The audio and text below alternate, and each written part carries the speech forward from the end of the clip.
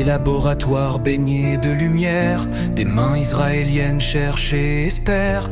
Elles trouvent, inventent, sauvent des vies, offrent au monde un peu d'infini.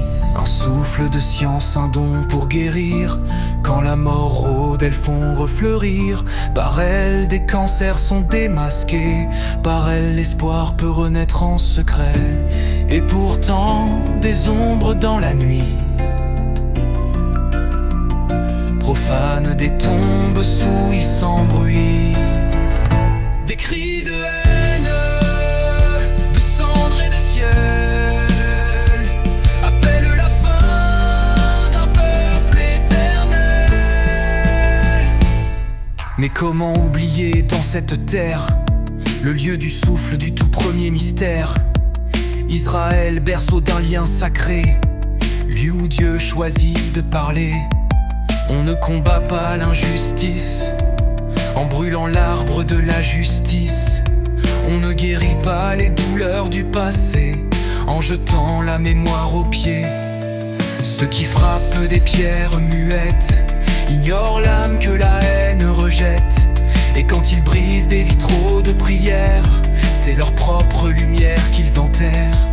Car haïr un peuple pour exister, c'est trahir l'humanité partagée.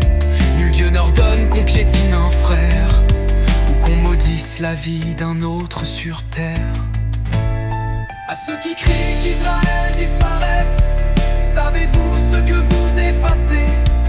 Des enfants, des rires, des médecins, des poètes, des mains tendues, des lendemains. Des chercheurs israéliens ont mis au point de gynologie qui détecte des cancers, qui sauvent des vies. Leurs découvertes, leurs mains, leurs esprits travaillent pour l'humanité.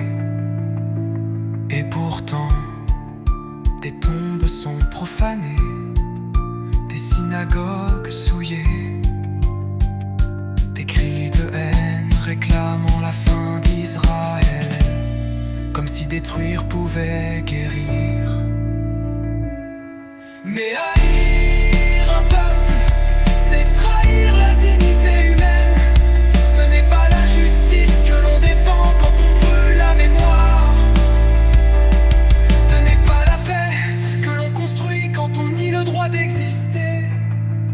Israël, c'est aussi des enfants qui rêvent, des médecins qui sauvent, des inventeurs qui partagent, des voix qui prient pour la paix.